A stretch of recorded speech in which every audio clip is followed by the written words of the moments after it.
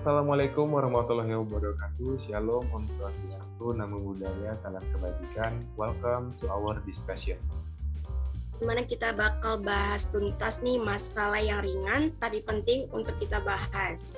Di podcast kali ini spesial nih, kita bakal ngundang narasumber yang super kece pastinya, yang dapat mengedukasi kita semua.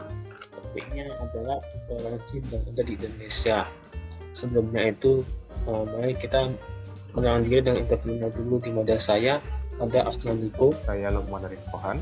Saya Nadia Auliatari, dan kayaknya kita bakal pengenalan narasumber yang super kece nih, ya kan?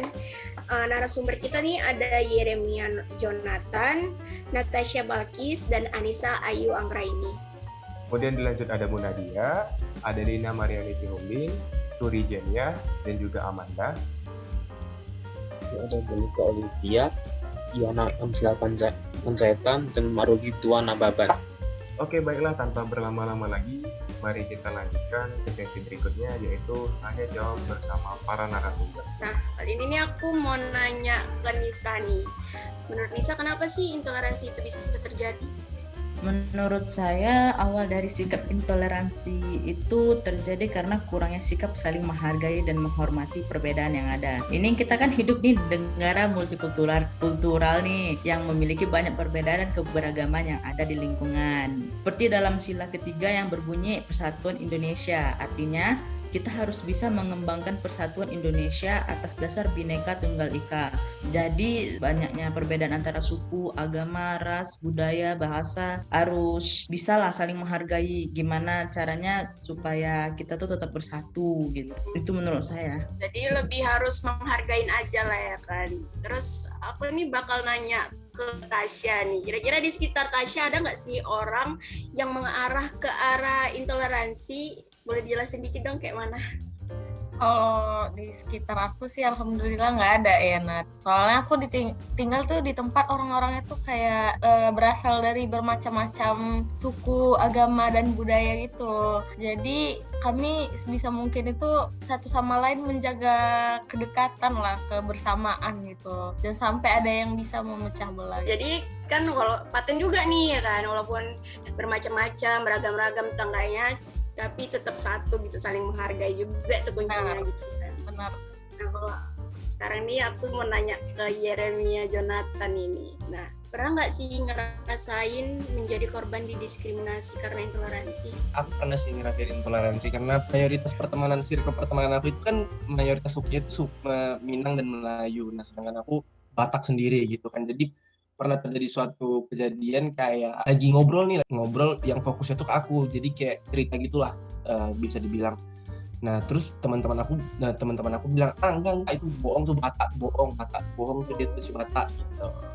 Untuk pertanyaan pertama, untuk Munadia, kalau kamu ngelihat orang yang nggak toleransi ke kamu akan ngelakuin apa kira-kira?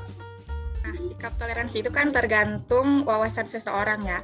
Semakin luas wawasannya, biasanya orang tersebut semakin toleran. Jadi jawabannya itu tergantung seberapa dekat saya dengan orang yang intoleran tersebut. Tandanya orang itu terdekat dengan saya, mungkin saya bisa mengajak mereka berdiskusi. Karena diskusi juga merupakan salah satu cara untuk menambah wawasan. Tapi kalau orang tersebut merupakan orang yang kita kenal di media sosial, berarti kan kita nggak bisa melakukan apa-apa. Karena kita nggak kenal dengan mereka gitu. Sekian. Oke, thank you untuk Muda di atas jawabannya. Pertanyaan kedua, pada Aledina, menurut kamu apakah kita harus bertoleransi sama semua orang, terlebih orang yang baru kita kenal?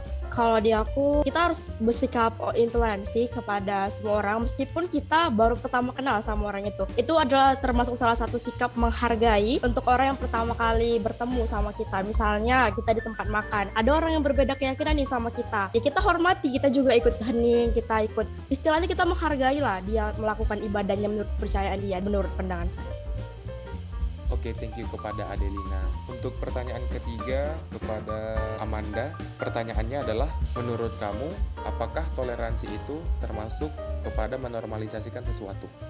Baik, terima kasih ya atas pertanyaannya. Pertanyaannya cukup bagus. Nah, menurut saya itu berbeda ya, di mana toleransi itu sendiri itu suatu sikap, sementara untuk normalisasikan itu menurut saya itu suatu pandangan dari seseorang. Nah, jadi kalau dibilang apakah toleransi itu termasuk ke dalam menormalisasi, menurut saya tidak.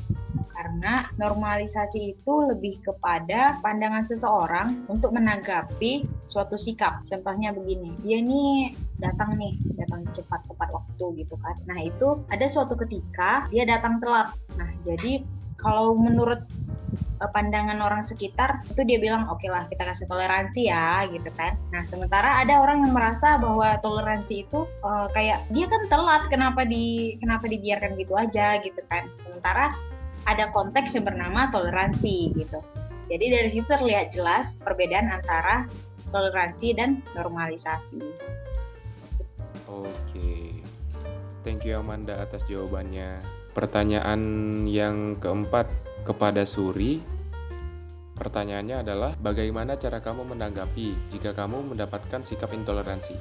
Terima kasih. Kalau menurut saya itu kita coba menghargai dia dulu kan. Kemudian jika dia masih ingin menang sendiri atau egois dan menghendaki semua keinginannya itu diikuti, maka kita harus menasihatinya dengan cara yang tidak menyinggung perasaan dia. Kemudian kita beritahu bahwa kita harus menghargai dan menghormati setiap perbedaan yang ada.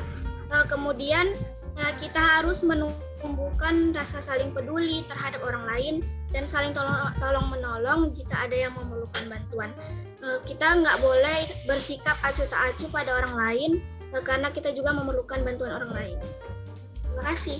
Oke, thank you Suri atas jawabannya.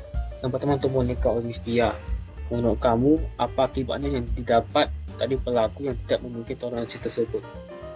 Menurut saya sendiri, untuk pelaku yang tidak memiliki toleransi, mungkin dia bakal dikucilkan dalam suatu kelompok. Karena dampak dari tidak toleransi itu bisa jadi dia menimbulkan perpecahan, bakal ada konflik antara kelompok. Jadi mungkin dia bakalan dikucilkan karena dia tidak punya toleransi, tidak menghargai sesamanya. Pertanyaan untuk Yohana Angela Panjaitan. Sebenarnya apa yang dituntut dari toleransi sehingga kita harus bertoleransi? Menurut saya sendiri, toleransi itu kan penting ya, supaya kita sebagai masyarakat Indonesia itu, sebagai masyarakat yang beragam, kita bisa hidup berdampingan gitu, dalam kedamaian, kerukunan, juga kesejahteraan dengan orang lain. Karena pada dasarnya, kita sebagai manusia itu kan makhluk sosial, kita butuh orang lain. Jadi untuk bisa hidup bersama dengan orang lain yang berbeda dengan kita, dari segi agama, suku, pemikiran, dan lain-lain, ya kita harus bisa bertoleransi, saling menghargai gitu. Lalu terakhir untuk Naruli Tuap Nababan. Zaman sekarang ini banyak sekali orang-orang Muslim yang melakukan kebiasaan orang-orang non-Muslim. Begitu sebaliknya. Apakah menurut Anda hal tersebut bisa disebut sebagai toleransi? Silakan.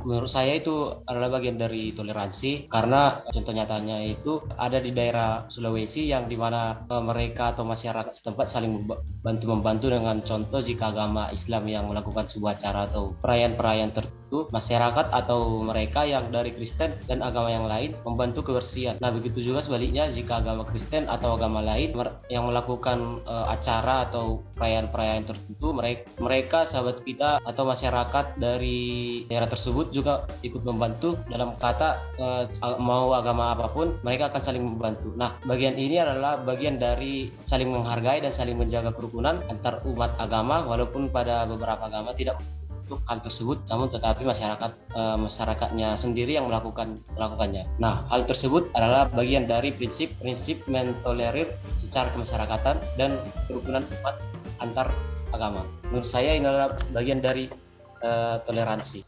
Kesimpulannya itu, intinya saling menghormati dan membangkitkan rasa toleransi, khususnya kayak kita ini anak muda yang akan menjadi generasi selanjutnya, yang pastinya akan meneruskan semboyan negara kita, yaitu Bhinneka Tunggal Ika.